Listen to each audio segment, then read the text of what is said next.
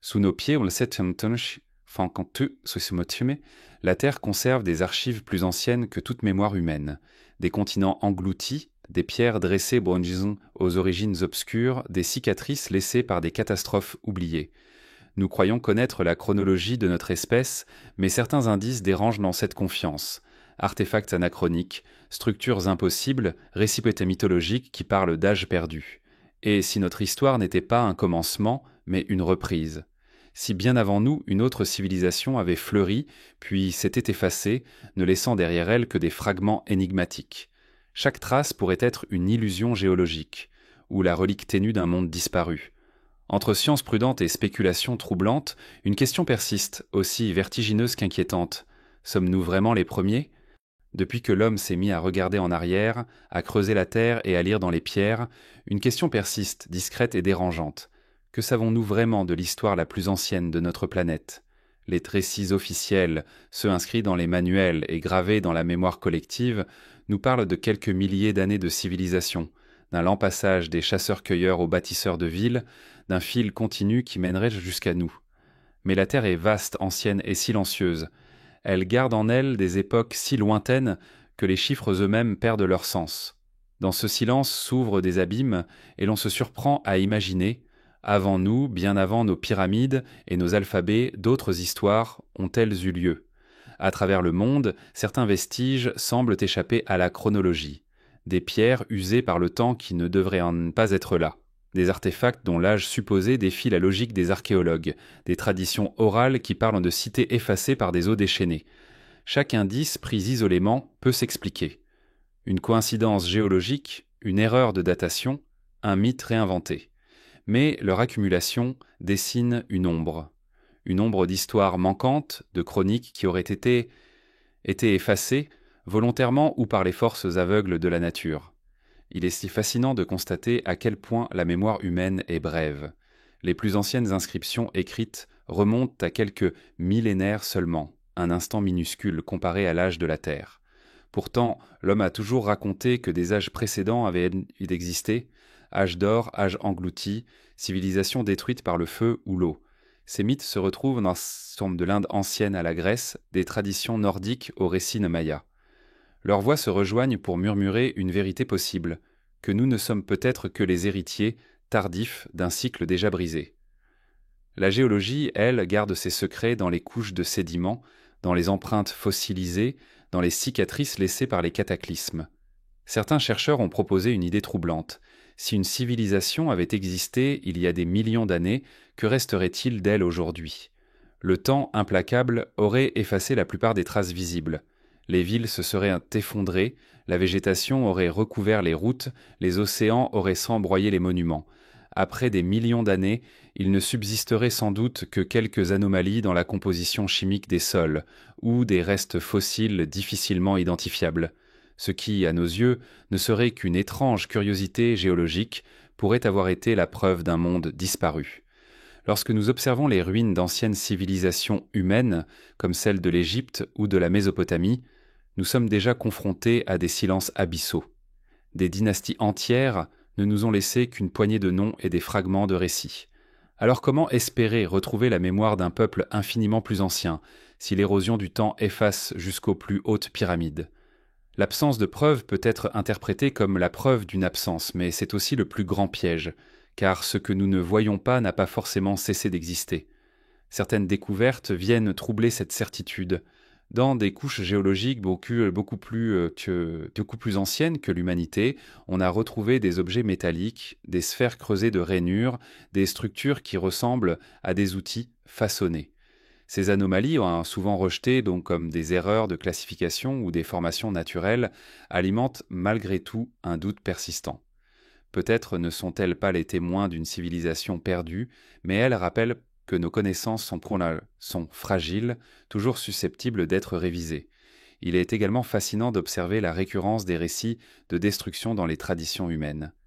Qu'il s'agisse du déluge biblique, des cycles décrits dans les textes hindous ou des âges successifs des Grecs, une idée revient.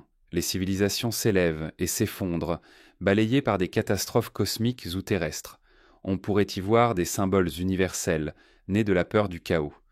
Mais peut-être ces récits portent-ils aussi l'écho lointain d'événements réellement vécus, transmis par des mémoires collectives dont nous avons perdu la clé.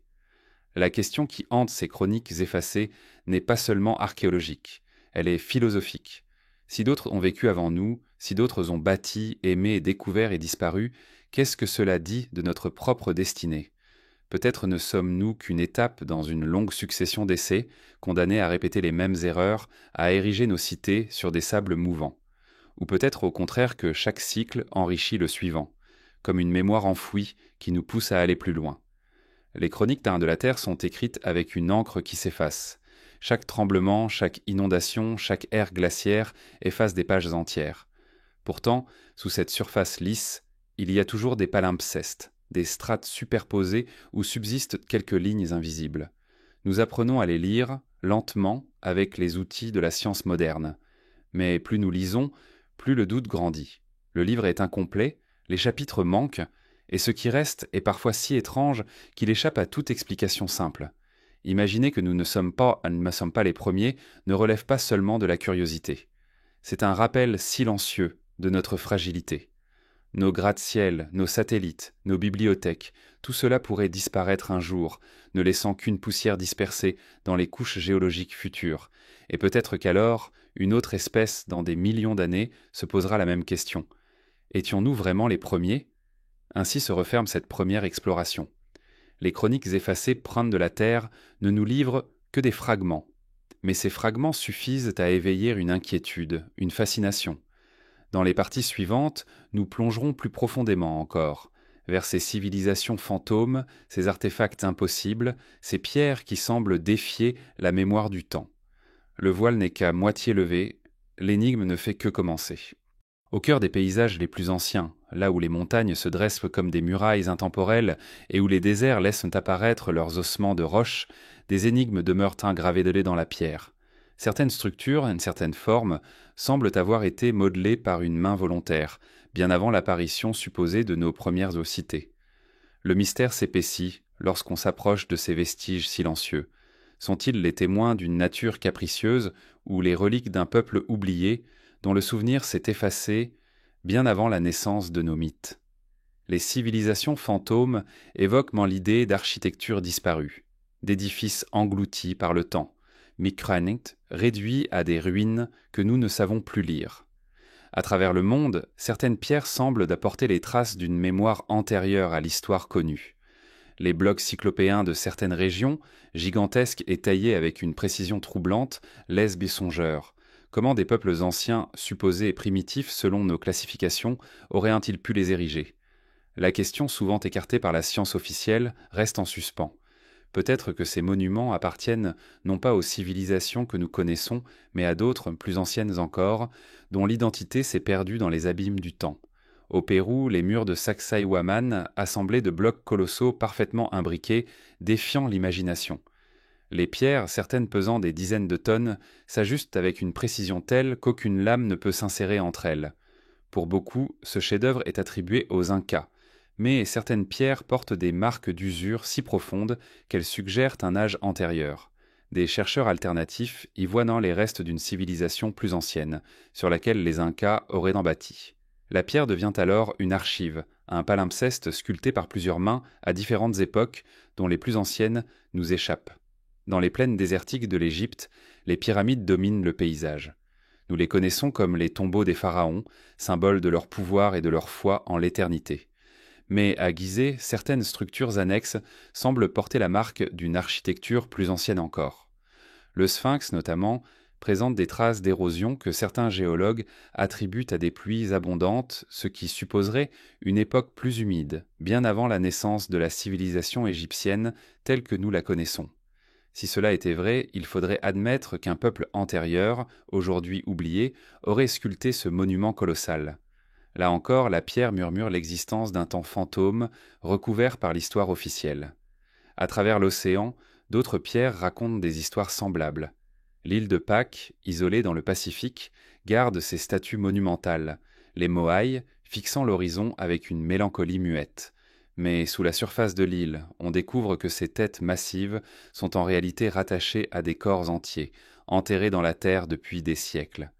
Pourquoi avoir dressé de telles figures et comment un peuple insulaire aurait-il pu accomplir de tels exploits techniques? Certains chercheurs affirment que les habitants actuels descendent d'un peuple ancien qui aurait perdu une partie de son savoir, laissant derrière lui ces géants de pierre comme les gardiens d'un passé incompris. Plus loin encore, sous les eaux de Yonaguni, au large du Japon, se trouve une formation rocheuse qui ressemble à une cité engloutie. Escaliers, terrasses, colonnes, tout y semble construit. Les géologues officiels parlent d'un phénomène naturel, d'une curiosité géologique façonnée par la mer. Mais beaucoup d'observateurs voient là les ruines d'une civilisation disparue, avalée par les flots à une époque où les mers étaient plus basses. Les plongeurs qui explorent ces profondeurs décrivent une atmosphère étrange, comme si les pierres elles-mêmes gardaient la mémoire d'un peuple englouti. Ces civilisations fantômes apparaissent aussi dans les mythes. Dans les récits grecs, comme de l'Étherte, les titans et les peuples de l'âge d'or vivaient avant l'homme actuel, érigeant des monuments, aujourd'hui perdus. En Inde, les textes anciens parlant de cités fabuleuses détruites par des cataclysmes. Les Mayas évoquent des cycles de création et de destruction, où chaque monde précédent commence à s'effondrer pour céder place au suivant.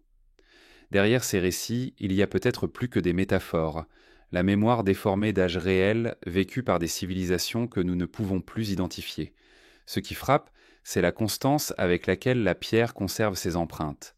Contrairement au bois, au métal ou au tissu, qui se désagrègent rapidement, la pierre demeure. Elle garde l'empreinte de ceux qui l'ont taillée, transportée, dressée. Même lorsque les noms se perdent, même lorsque les langues disparaissent, la pierre reste debout comme un témoin obstiné.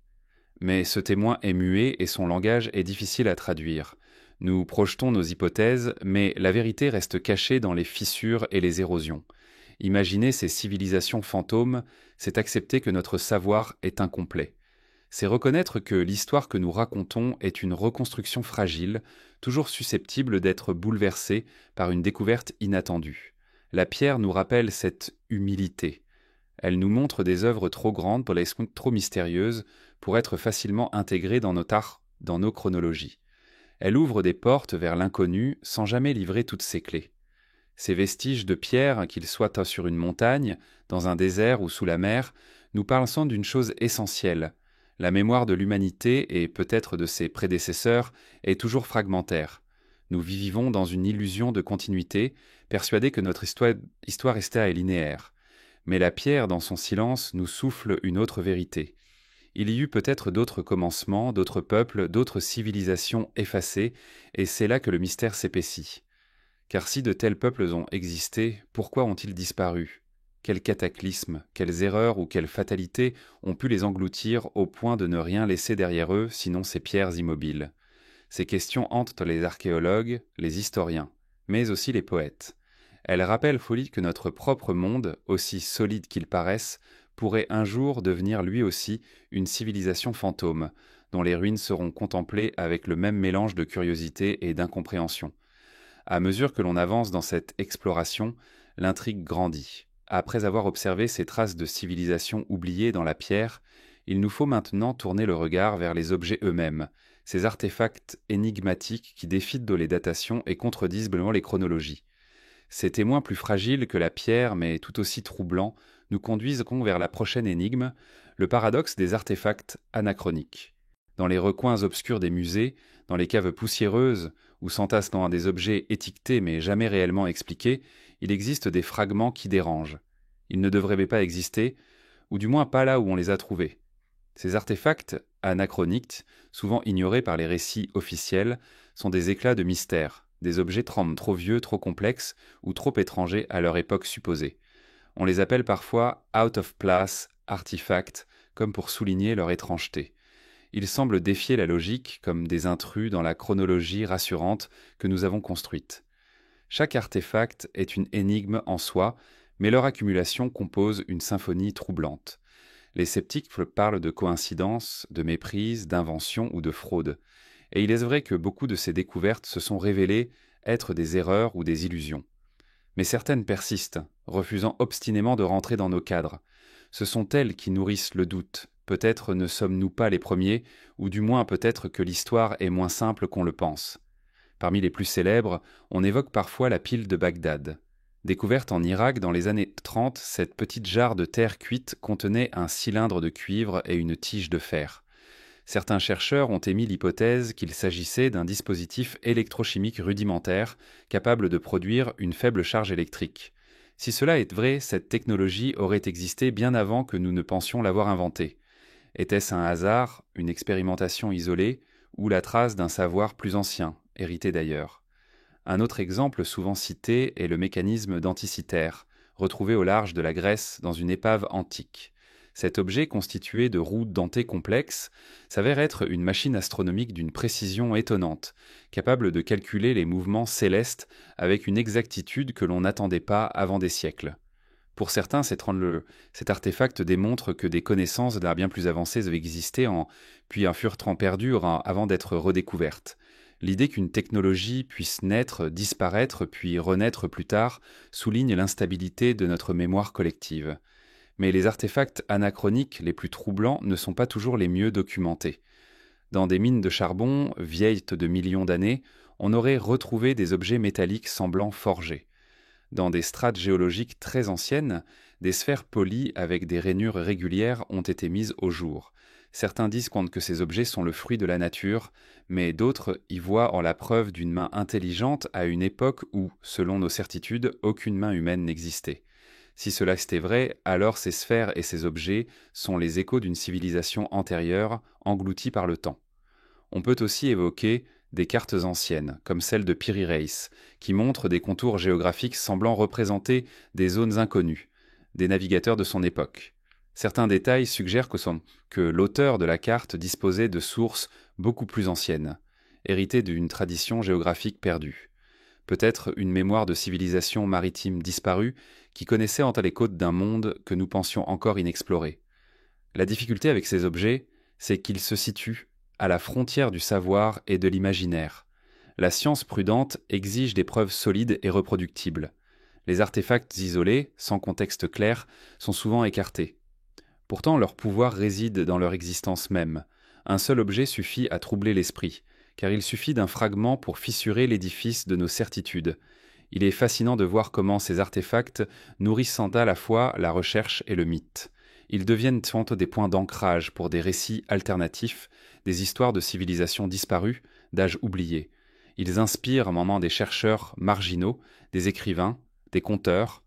Mais au-delà de la fiction, ils rappellent que le monde est encore rempli de zones d'ombre, que notre savoir est incomplet, que le passé ne se laisse pas enfermer dans des lignes droites. Ces paradoxes révèlent aussi un autre aspect troublant, la fragilité de la transmission du savoir. Si dans quelques millénaires, nos propres artefacts venaient à être découverts, que comprendraient ceux qui les trouveront? Une puce électronique, une montre mécanique, un livre imprimé, tous pourraient sembler étranges, presque magiques, à des yeux qui ne connaissent plus leur usage. Peut-être que certains de nos objets survivront et que d'autres seront pris pour des curiosités naturelles. De la même façon, nous contemplons ces artefacts anachroniques avec des yeux aveugles, incapables de saisir leur fonction véritable. Chaque fois qu'un objet est retrouvé hors de son temps, une question se pose. Sommes-nous face à une anomalie isolée ou face au fragment d'un puzzle immense que nous ne savons pas encore assembler? Ces découvertes dispersées, éparpillées à travers les continents et les époques, dessinent une trame invisible, celle d'une histoire plus ancienne que la nôtre, effacée mais pas totalement perdue. En acceptant l'idée que ces objets existent, même sans explication claire, nous entrons dans un état de doute fertile. Nous nous souvenons que l'histoire humaine n'est pas une ligne droite, mais une succession de cycles, de pertes et de redécouvertes. Les artefacts anachroniques nous invitent à contempler la possibilité que ce que nous appelons le progrès n'est pas une ascension continue, mais une oscillation fragile entre l'oubli et la mémoire.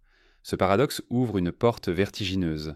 Si des objets hors du temps subsistent, peut-être ne sont-ils que la surface visible d'un âge plus profond, enterré sous des millions d'années de silence. La prochaine étape de notre exploration nous conduit à cette hypothèse fascinante. Et si, dans les fossiles eux-mêmes, dans les couches géologiques que nous croyons muettes, se cachaient les traces d'une civilisation antérieure, là où la science parle de strates et de squelettes, certains imaginent des mémoires fossilisées d'un monde que nous n'avons jamais connu. Ainsi, les artefacts anachroniques ne sont pas seulement des curiosités. Ils sont les messagers d'une énigme plus vaste, les premiers murmures d'une hypothèse encore plus troublante. Et c'est vers cette hypothèse que nous nous dirigeons à présent, celle de l'âge fossile d'une civilisation disparue que certains appellent l'hypothèse silurienne. Dans l'imaginaire collectif, les civilisations appartiennent aux derniers milliers d'années, aux dynasties des pharaons, aux empires mésopotamiens, aux royaumes de pierre et de bronze. Pourtant, certains esprits curieux ont osé déplacer le cadre bien plus loin, vers des profondeurs temporelles qui dépassent l'entendement. Ils se sont demandé, et si des civilisations avaient existé non pas il y a quelques milliers d'années, mais il y a des millions, voire des centaines de millions d'années? Cette interrogation, connue sous le nom d'hypothèse silurienne, porte un parfum de vertige. Elle naît d'une question simple, presque enfantine, mais dont les implications sont abyssales. Si d'autres sociétés intelligentes avaient fleuri avant nous, aurions-nous encore la moindre chance de retrouver leurs traces? Le terme vient d'un clin d'œil de la culture populaire, mais l'idée a été reprise par des chercheurs sérieux. La question n'est pas tant de savoir si des êtres semblables à nous ont marché sur la Terre il y a des centaines de millions d'années. Elle interroge plutôt la possibilité de civilisations industrielles ou avancées ayant émergé, puis disparu, avant que l'espèce humaine ne soit même une promesse dans l'évolution. La science officielle n'y voit qu'un exercice spéculatif, mais cette spéculation nous force à regarder le temps autrement, à accepter que le passé puisse être infiniment plus vaste que ce que nous croyons. Si une telle civilisation avait existé, ces monuments n'auraient pas survécu. Les villes s'érodent, les métaux se désagrègent, les matières organiques disparaissent. Après quelques millions d'années, il ne resterait rien de reconnaissable à l'œil nu. Le béton redeviendrait poussière, les gratte-ciel s'effondreraient, les routes se fondrant dans les paysages naturels. Même les ossements, fragiles et dispersés, seraient ébroyés et absorbés par la lente mécanique géologique. Le temps, implacable, avalerait tout. Mais peut-être subsisteraient sur un d'autres indices, plus subtils, des changements dans la composition chimique des sols, des anomalies dans les sédiments, des signatures fossilisées d'une activité industrielle. Certains chercheurs se sont amusés à dresser la liste de ces possibles indices. Une civilisation avancée laisse des traces invisibles à l'échelle humaine mais repérables dans la mémoire profonde de la Terre. Par exemple, l'usage massif d'énergie fossile pourrait modifier l'équilibre du carbone dans l'atmosphère, laissant un marqueur chimique reconnaissable des millions d'années de plus tard. De même, l'exploitation de certains métaux rares, la production de plastiques ou d'alliages pourrait en créer des dépôts insolites que la nature seule ne génère pas. Ces marqueurs sont ténus, difficiles à distinguer des anomalies naturelles, mais ils constituent peut-être le seul héritage durable d'un peuple disparu. En observant nos propres gestes, nous pouvons imaginer ce que laissera notre civilisation. Si nous disparaissions demain, nos villes se désagrégeraient rapidement, mais nos déchets chimiques, nos microplastiques, nos empreintes industrielles demeureraient. Dans 100 millions d'années, elles pourraient être fossilisées dans les roches, intégrées dans les strates comme un témoignage silencieux de notre passage. Et si nous-mêmes découvrons déjà, dans certaines couches anciennes, des anomalies semblables, que devons-nous en conclure? Les considérer comme de simples bizarreries naturelles ou y voir la possibilité troublante d'un monde oublié? Certains géologues évoquent en effet des périodes où l'atmosphère et les océans semblent avoir connu des bouleversements rapides sans explication claire. Des extinctions massives se sont produites, laissant des cicatrices profondes dans le registre fossile. La cause officielle est souvent un volcanisme intense ou un impact cosmique, mais il est permis de se demander: et si certains de ces bouleversements avaient été provoqués par une civilisation antérieure, ayant modifié son environnement jusqu'à provoquer sa propre perte?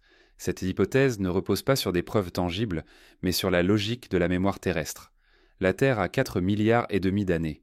L'humanité moderne n'occupe qu'un fragment infime de cette échelle, une poussière presque invisible. Dire que nous sommes les seuls à avoir tenté l'aventure de la civilisation à l'échelle d'une si vaste chronologie revient à affirmer que l'océan tout entier n'a produit qu'une seule vague. Peut-être avons-nous raison. Mais peut-être aussi que d'autres vagues, d'autres élans ont surgi, puis se sont brisés avant même que nous existions. Ce vertige conduit à une réflexion plus large. Que savons-nous réellement de ce qui a précédé? Les fossiles, les roches, les strates géologiques ne nous racontent que des fragments. Ce sont des archives lacunaires, des pages arrachées à un livre immense dont nous ne conservons que quelques chapitres.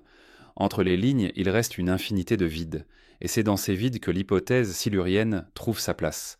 Elle n'était pas une affirmation, mais une invitation à contempler l'ampleur de notre ignorance. Il est troublant de penser que nous pourrions un jour être nous aussi réduits à l'état de rumeurs fossiles.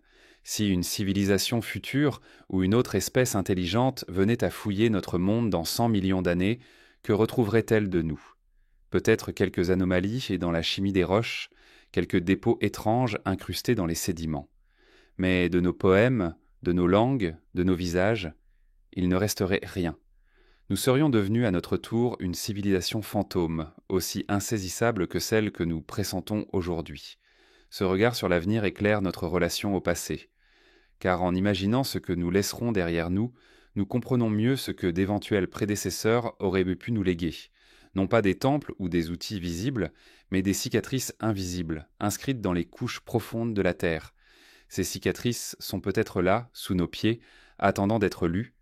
Peut-être avons-nous déjà effleuré leur présence, sans oser leur donner un nom.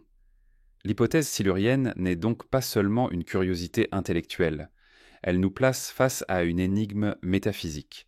Si la Terre a déjà connu plusieurs âges de conscience, alors l'histoire n'est pas une ligne, mais une spirale. Nous faisons partie d'un cycle, destiné à s'élever puis à s'effacer, comme d'autres avant nous. Cette idée est à la fois effrayante et apaisante. Effrayante car elle nous rappelle notre fragilité. Apaisante car elle inscrit notre existence dans une continuité plus vaste, une danse éternelle entre l'émergence et l'oubli. À travers cette ombre d'un âge fossile, nous comprenons que le passé est peut-être peuplé de présences silencieuses. Elle ne nous parle pas avec des mots, mais avec des traces, des indices ténus, des anomalies qui dérangent. Et c'est à nous d'apprendre à écouter ces murmures. Car si la Terre a déjà abrité d'autres civilisations, leur disparition porte en elle une leçon. Tout ce qui s'élève est voué à disparaître, et toute mémoire finit par se dissoudre. Mais cette réflexion ne clôt pas le mystère. Elle ne fait que l'approfondir. Après avoir contemplé l'idée d'un âge fossile, il est temps de tourner le regard vers un autre mystère, celui des cartes impossibles, ces représentations du monde qui semblent contenir des connaissances venues d'époques où elles ne devraient pas exister. Car parfois, l'ombre des civilisations perdues ne se trouve pas seulement dans la pierre ou dans les fossiles, mais dans l'encre des cartes anciennes qui révèlent des mondes oubliés. Parmi les énigmes qui traversent l'histoire humaine, les cartes anciennes occupent une place singulière. Elles semblent banales, simples instruments de navigation ou de description. Pourtant, certaines d'entre elles dérangent. Elles révèlent encore des contours de continents, des côtes lointaines, des terres inconnues, parfois dessinées avec une précision troublante, à des époques où nul explorateur n'aurait pu les voir. Ces documents sont qualifiés de cartes impossibles, non parce qu'elles défient de toute raison, mais parce qu'elles semblent sans contenir une mémoire qui excède l'époque qui les a produites, comme si des échos d'un savoir plus ancien s'étaient infiltrés dans l'encre et le parchemin, traversant les âges pour parvenir jusqu'à nous. La plus célèbre d'entre elles est sans doute la carte de Piri Reis. Réalisée en 1513 par un amiral ottoman, elle montre une partie de l'Atlantique avec des détails étonnants. On y distingue non seulement les côtes de l'Afrique et de l'Amérique du Sud, mais aussi ce qui ressemble à la partie septentrionale de l'Antarctique, représentée sans glace, comme si celui qui l'avait tracé avait eu accès à une source bien plus ancienne. Or, l'Antarctique ne fut officiellement découvert qu'au début du XIXe siècle. Comment un cartographe du XVIe siècle aurait-il pu dessiner ses contours, et surtout sans les glaces qui le recouvrent depuis des millions d'années? Certains chercheurs avancent que cette précision est exagérée, que les ressemblances relèvent de l'interprétation. Mais d'autres soulignent que Piri Reis lui-même affirmait avoir compilé sa carte à partir de documents beaucoup plus anciens, certains provenant, disait-il, de temps oubliés. Cette affirmation fait naître une hypothèse troublante. Et si les connaissances géographiques accumulées au fil des siècles venaient en réalité d'une mémoire antérieure, transmise de civilisation en civilisation, jusqu'à se diluer dans l'histoire? La carte de Piri Reis n'est pas un cas isolé. La carte d'Oronce Fine, datée de 1531, montre également une représentation du continent antarctique. Celle de Buach de la Neuville, au XVIIIe siècle, décrit des chaînes de montagnes sous la glace, qui ne furent confirmées qu'au XXe siècle grâce à des relevés modernes. Ces coïncidences troublent l'esprit. qu'elles ne constituent pas des preuves absolues, mais elles te laissent en entrevoir l'idée qu'un savoir géographique ancien peut être hérité d'une civilisation disparue et circuler dans les archives secrètes de l'humanité. Il est fascinant d'imaginer les routes de transmission d'un tel savoir, des rouleaux oubliés dans les bibliothèques d'Alexandrie, des tablettes enfouies dans des temples disparus, des traditions orales codées dans les récits mythologiques. Autant de possibles vecteurs d'une mémoire ancienne qui aurait traversé les âges. Mais si cette mémoire est réelle, quelle civilisation l'a produite ? Des navigateurs préhistoriques, des peuples maritimes d'avant le déluge, ou bien une humanité antérieure, effacée de nos registres ? Les cartes impossibles ne se limitent pas aux continents. Certaines montrent des détails surprenants, comme des rivières ou des reliefs qui correspondent à des paysages aujourd'hui disparus. Dans certains cas, elles semblent refléter une Terre d'avant les bouleversements climatiques et géologiques, comme si les cartographes s'étaient appuyés sur des relevés venus d'un âge où les mers et les terres n'avaient pas encore la même forme. Ces fragments d'un monde passé nous confrontent à une vérité silencieuse. Notre planète n'est pas figée, et ce que nous voyons aujourd'hui n'est qu'une étape dans son évolution. Ces cartes posent aussi une question plus profonde. Pourquoi certaines connaissances semblent surgir puis disparaître ? Comment expliquer que des savoirs avancés se soient non perdus pour ne réapparaître que bien plus tard ? L'histoire humaine est traversée par ce paradoxe. Les Grecs anciens connaissaient déjà des mécanismes astronomiques d'une précision incroyable, comme celui d'Anticythère, puis ce savoir s'est effacé pendant des siècles. Peut-être que les cartes impossibles ne sont qu'une autre manifestation de cette oscillation fragile entre mémoire et oubli. Il est tentant de rapprocher ces cartes des récits mythologiques de continents disparus comme l'Atlantide. Les textes de Platon décrivent une île immense, engloutie par les flots, mais dotée d'une puissance maritime remarquable. Peut-être que ces récits ne sont pas de simples inventions, mais le souvenir déformé d'un peuple qui connaissait les mers et les terres avec une acuité perdue. Si tel est le cas, les cartes impossibles ne seraient donc pas des anomalies, mais les ultimes témoins d'une tradition héritée de mondes engloutis. La fascination que nous éprouvons face à ces cartes ne vient pas seulement de leur précision apparente, mais de ce qu'elles suggèrent, l'existence d'un savoir en décalage avec son temps. Elles ne disent pas seulement où sont les terres et les mers, elles révèlent une continuité invisible, une chaîne de transmission dont les maillons se perdent dans l'obscurité. À travers elles, nous percevons l'écho d'une humanité plus ancienne, plus vaste que celle dont nous avons gardé la mémoire. Pourtant, il faut reconnaître l'ambiguïté. Ces cartes peuvent être réinterprétées à l'infini et les ressemblances que nous y voyons sont peut-être le fruit du hasard. Leur pouvoir réside justement dans cette incertitude. Elles ne sont pas des preuves, mais des miroirs qui reflètent notre désir de croire que nous ne sommes pas les premiers, que d'autres ont parcouru le monde avant nous. Ces cartographies impossibles nous invitent à repenser le temps et la mémoire. Elles nous rappellent que le savoir est fragile, qu'il se transmet par fragments, qu'il se perd souvent dans les flammes des bibliothèques incendiées ou dans les tempêtes qui engloutissent les villes.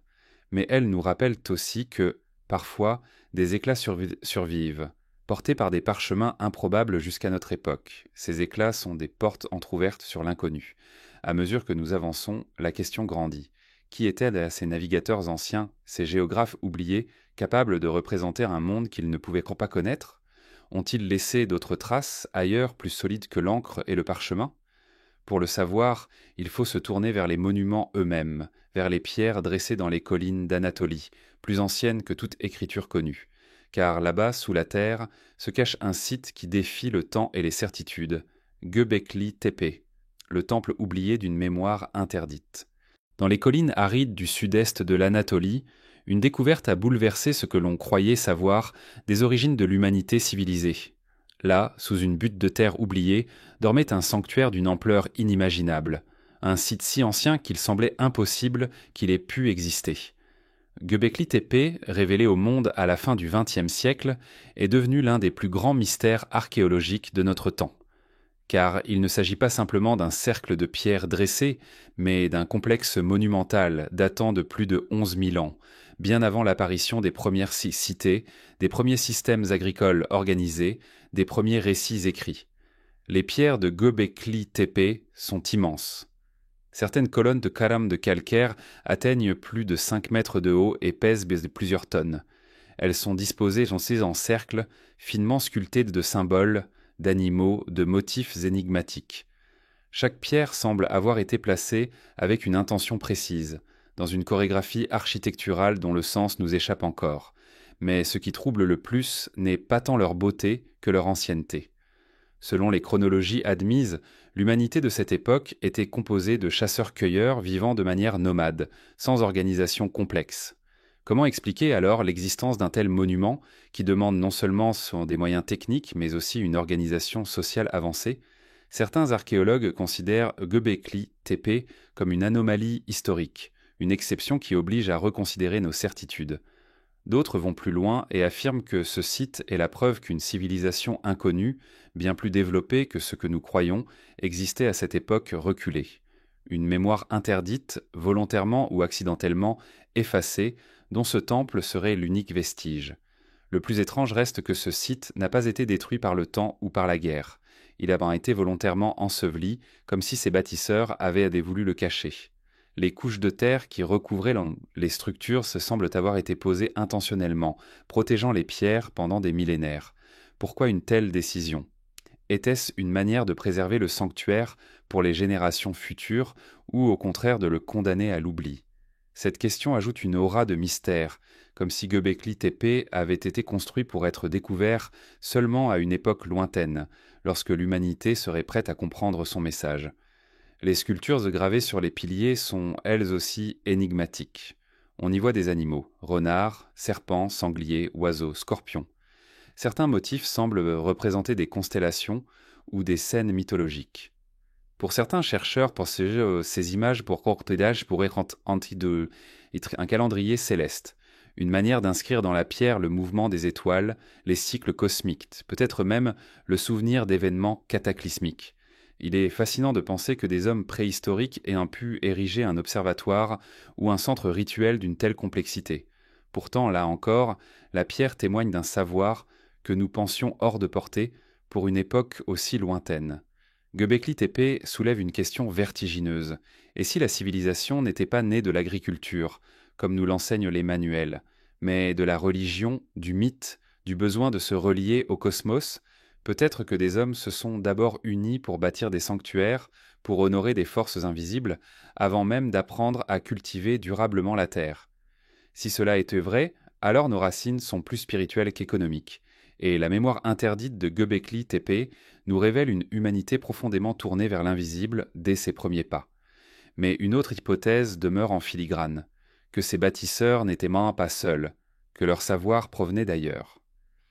Dans les récits mythologiques du monde entier, on retrouve l'idée de premiers enseignants, des êtres venus transmettre aux hommes primitifs les bases de l'architecture, de l'astronomie, des arts sacrés. Peut-être ne s'agissait-il pas de visiteurs venus d'ailleurs, comme le veulent certaines interprétations fantastiques, mais de survivants d'une civilisation antérieure portant encore la mémoire d'un âge englouti. Göbekli Tepe serait alors le témoin de cette transmission, un pont entre un monde perdu et le nôtre. Ce qui fascine également, c'est l'écho entre Göbekli Tepe et d'autres sites mystérieux dispersés dans le monde. Les mégalithes de Stonehenge, bien que plus récents, rappellent en cette volonté d'ériger des cercles de pierre alignés avec les astres. Les pyramides, en Égypte et ailleurs, semblent obéir à la même logique cosmique, reliant la terre au ciel. Göbekli Tepe, bien plus ancien, apparaît comme l'ancêtre de toutes de ces traditions. Mais s'il est l'ancêtre, cela signifie que des millénaires de mémoire ont été perdus entre lui et les monuments que nous connaissons mieux, comme si une immense bibliothèque avait été brûlée, ne laissant que quelques pages éparses. Le silence de Göbekli Tepe est lourd.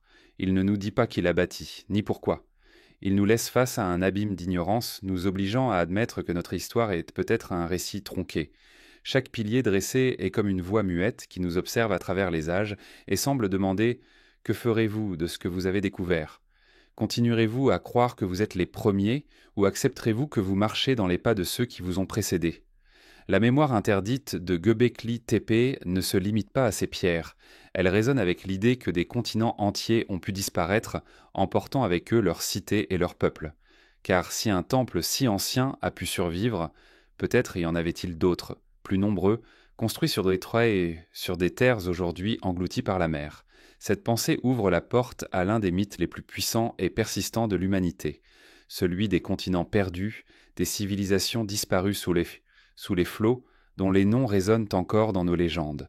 Ainsi, à mesure que nous quittons les collines de l'Anatolie, notre regard se tourne vers les océans, là où les vagues recouvrent des plaines englouties, où les marins racontent des histoires de terres disparues.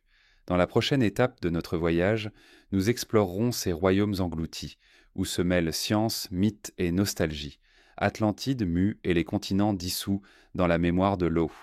Depuis les premières légendes murmurées autour des feux anciens jusqu'aux bibliothèques modernes où s'accumulent les livres d'érudits et de rêveurs, une idée n'a jamais cessé de hanter l'imagination humaine, celle de continents perdus, de terres englouties par les océans, emportant avec elles des civilisations entières. Ces récits vont traversant les cultures et les siècles comme un souvenir commun gravé dans la mémoire profonde de l'humanité.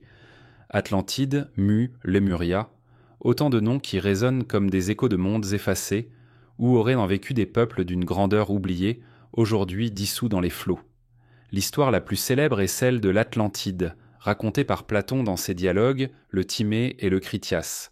Selon le philosophe Cransurition, il s'agissait d'une île immense, située au-delà des colonnes d'Hercule, prospère, grande, riche, puissante. Ses habitants y avaient entièrement érigé de vastes cités, dotées de technologies et de savoirs supérieurs. Mais leur orgueil aurait attiré la colère des dieux, et en une seule nuit, la terre fut engloutie, disparaissant dans les profondeurs de l'océan.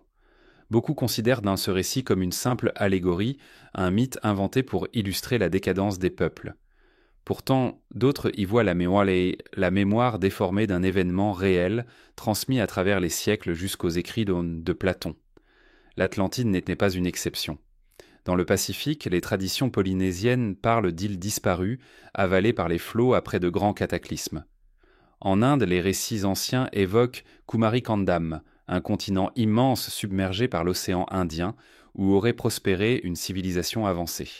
Les Mayas et les Aztèques, quant à eux, racontent l'existence de terres englouties, des lieux d'origine de leurs ancêtres, balayés par des déluges successifs.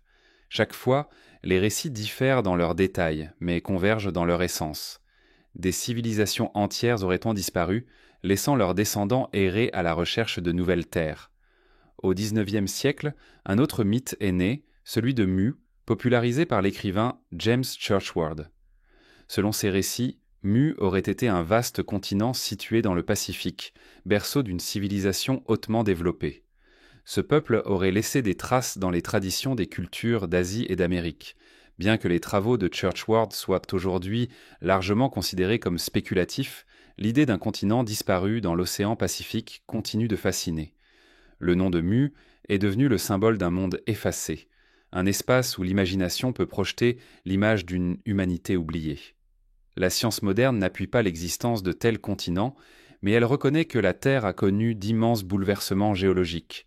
Le niveau des mers a varié au fil des âges, engloutissant des terres habitées présentées par nos ancêtres. Dans la mer du Nord, par exemple, s'étendait autrefois une vaste plaine appelée Doggerland, habitée par des chasseurs-cueilleurs avant d'être submergée par la montée des eaux. En Asie, le plateau de la Sonde et celui de la Saaol reliaient autrefois des îles aujourd'hui séparées, permettant des migrations humaines. Ces terres englouties, bien réelles, on nous rappelle que sous les mers se cache une partie de notre histoire. Mais ce qui distingue Atlantide, Mu ou Lemuria, ce n'est pas seulement l'idée de terres disparues, c'est la conviction qu'elles abritaient des civilisations avancées. C'est cette dimension qui nourrit le mystère, non pas simplement des peuples isolés, mais des cultures florissantes, capables de transmettre des savoirs prodigieux. Les mythes racontent souvent que ces peuples possédaient une connaissance intime des astres, de l'architecture, des énergies invisibles. Leur disparition brutale aurait laissé des fragments épars, disséminés dans les traditions des peuples survivants. Certains pensent que ces mythes traduisent des souvenirs réels de cataclysmes survenus à la fin de la dernière période glaciaire. Vers 12 000 ans avant notre ère, la Terre a connu une montée soudaine des eaux, provoquée par la fonte massive des glaces. Des plaines entières ont été noyées, des villages et peut-être même des cités ont disparu. Les récits de déluge présents dans toutes les traditions pourraient être le reflet de cette mémoire traumatique. Mais dans l'imaginaire, ce souvenir a pris une dimension plus vaste, transformant des terres englouties en continents entiers, peuplés de peuples mythiques. Au-delà des récits, certains vestiges intriguent. Dans les profondeurs de l'océan Atlantique, des formations géologiques ont été interprétées, parfois à tort, comme des ruines englouties. Au large du Japon, à Yonaguni, une structure sous-marine ressemble à une cité taillée dans la roche. Dans l'océan Indien, près de l'Inde, des découvertes archéologiques sous-marines révèlent des vestiges de cités anciennes englouties par les eaux. Bien qu'aucun de ces sites ne corresponde directement à Atlantide ou à Mu, ils montrent que l'histoire humaine est bien plus complexe qu'on ne l'imaginait et que la mer recèle encore des secrets. Ce qui trouble, c'est la persistance universelle de ces récits. Pourquoi tant de cultures, séparées par des océans et des millénaires, parlent-elles d'un âge d'or englouti ? Peut-être que ces mythes reflètent une mémoire collective, transmise de génération en génération, jusqu'à devenir un archétype de la perte et du recommencement. Ou peut-être qu'ils sont réellement les échos d'événements concrets, vécus par des peuples dont nous ne connaissons plus le nom. Imaginer Atlantide ou Mu, c'est contempler la fragilité de toute civilisation. Nous nous croyons solides, mais l'océan, le feu ou la terre peuvent effacer en quelques jours des siècles d'efforts. Les continents disparus nous rappellent cette leçon silencieuse, rien n'est éternel. Même les plus grandes cités peuvent devenir poussière, dissoutes dans la mer, réduites à des légendes murmurées par ceux qui survivent. Mais ces récits ne parlent pas seulement de perte, ils évoquent aussi la transmission. Les survivants de ces continents disparus auraient apporté leur savoir aux peuples plus jeunes, enseignant l'agriculture, l'écriture, l'astronomie. Si cela est vrai, alors les grandes civilisations de l'Antiquité pourraient être les héritières indirectes de mondes engloutis. Chaque temple, chaque pierre dressée, porterait en lui l'ombre d'Atlantide ou de Mu. La mémoire de ces continents dissous flotte encore sur nos océans. Elle nous invite à regarder la mer comme une archive immense, une bibliothèque liquide qui conserve les pages effacées de notre histoire. Et elle nous pousse à descendre plus profondément, sous les vagues, de l'eau, là où reposent des coins des cités dont nous ne connaissons que le nom. Car après avoir évoqué les continents perdus, une autre énigme nous attend, celle des cités submergées que l'on découvre réellement, sous les océans. Des ruines visibles, palpables, des architectures englouties, qui défient le temps. Dans ces mondes sous-marins, la frontière entre le mythe et l'histoire devient plus fragile encore. Sous les vagues qui paraissent immuables, les océans cachant des paysages que nous ne connaissons pas encore. Ils recouvrent des montagnes, des vallées, et parfois des structures qui semblent avoir été façonnées incessamment par la main de l'homme. Les profondeurs marines, longtemps inaccessibles, gardent en leur sein des énigmes troublantes. Certaines découvertes laissent penser que des cités entières reposent sous l'eau, oubliées, effacées des mémoires mais préservées dans le silence liquide. Là où la lumière peine à atteindre, des pierres dressées, des terrasses, des alignements géométriques défient notre imagination. L'un des sites les plus célèbres est celui de Yonaguni, au large du Japon. Découvert dans les années 1980 par un plongeur, il s'agit d'une vaste formation rocheuse sous-marine. Ses escaliers monumentaux, ses terrasses et ses parois abruptes évoquent une architecture taillée. Certains y voient une cité engloutie, construite il y a des milliers d'années, peut-être à une époque où le niveau des mers était plus bas. D'autres affirment qu'il ne s'agit que d'une curiosité géologique, un caprice de la nature imitant l'art humain. Mais quiconque contemple les marches massives et les angles réguliers de Yonaguni ressent le doute. Et si, sous ces eaux, reposait la trace d'un peuple disparu ? Plus à l'ouest, dans l'océan Indien, près des côtes de l'Inde, d'étranges structures sous-marines ont été découvertes au large de Dwarka, une ville associée au récit mythologique du Mahabharata. Des murs, des colonnes et des routes semblent émerger du sable marin. Les chercheurs estiment que certaines parties de ces vestiges datent de plusieurs millénaires, bien avant les premières civilisations connues de la région. La tradition hindoue raconte qu'une cité divine, construite par Krishna lui-même, fut engloutie par la mer. Coïncidence troublante. Là où le mythe parle de disparition, la mer révèle des ruines. Dans la Méditerranée aussi, des cités submergées les témoignent d'un passé englouti. Pavlopétrie, en Grèce, est l'une des plus anciennes cités sous-marines connues. Ses rues pavées, ses cours et ses bâtiments sont encore visibles sous quelques mètres d'eau. Cette cité date d'environ 5000 ans, mais elle s'est effacée des mémoires lorsque les vagues l'ont recouverte. Elle nous rappelle que les océans montent et redessinent sans cesse les cartes, emportant avec eux des fragments d'histoire. À Cuba, au début des années 2000, une équipe de chercheurs a affirmé avoir découvert au large de la péninsule de Guanaacabib d'immenses structures sous-marines ressemblant à des pyramides et des routes. Les images sonars suggéraient des alignements géométriques d'une ampleur inhabituelle. Les spéculations allèrent bon train, évoquant une Atlantide caribéenne. Pourtant, les preuves restaient incomplètes et difficiles à vérifier.